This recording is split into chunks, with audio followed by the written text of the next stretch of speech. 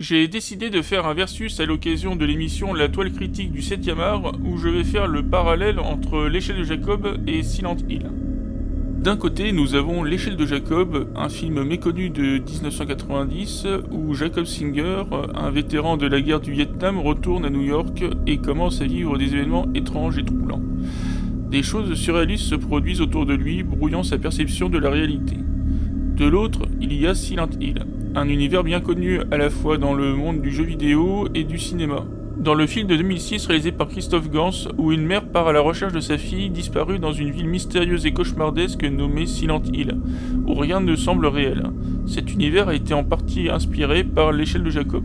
Les deux œuvres partagent une exploration du monde psychologique cauchemardesque ainsi que des thématiques liées au purgatoire, un endroit où les personnes sont confrontées à leurs propres peurs et traumatismes.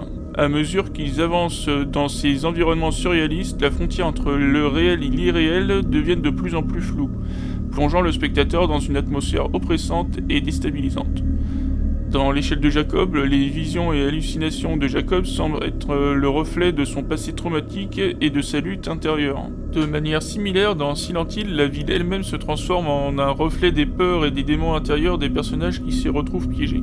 Les deux œuvres nous confrontent à des créatures et des visions étranges souvent dérangeantes qui accentuent le sentiment de désorientation et de peur. En termes de réalisation, l'échelle de Jacob est une anomalie dans la filmographie d'Adrian Lyne.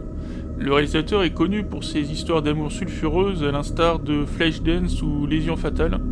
Ici, bien qu'il y ait une histoire d'amour entre Jacob et sa petite amie Jessie, le film ne peut être qualifié de romance. Il s'agit avant tout d'un thriller psychologique à l'atmosphère sombre et troublante, un mélange subtil de drame et d'horreur fantastique. Malgré un accueil initial mitigé, le film a su gagner une place particulière dans l'histoire du cinéma, notamment pour son traitement intelligent de la psychologie humaine, et est aujourd'hui considéré comme l'un des thrillers les plus effrayants et les plus complexes de tous les temps. De son côté, Silent Hill s'est construit une solide réputation grâce à sa capacité à mélanger l'horreur psychologique et des visuels cauchemardesques, renforçant son lien avec l'échelle de Jacob.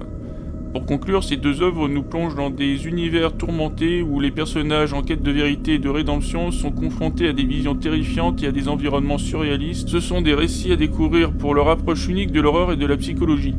Je remercie Silver Whale d'avoir proposé l'échelle de Jacob pour l'émission car je n'avais pas eu l'occasion de le voir et il vaut largement le détour.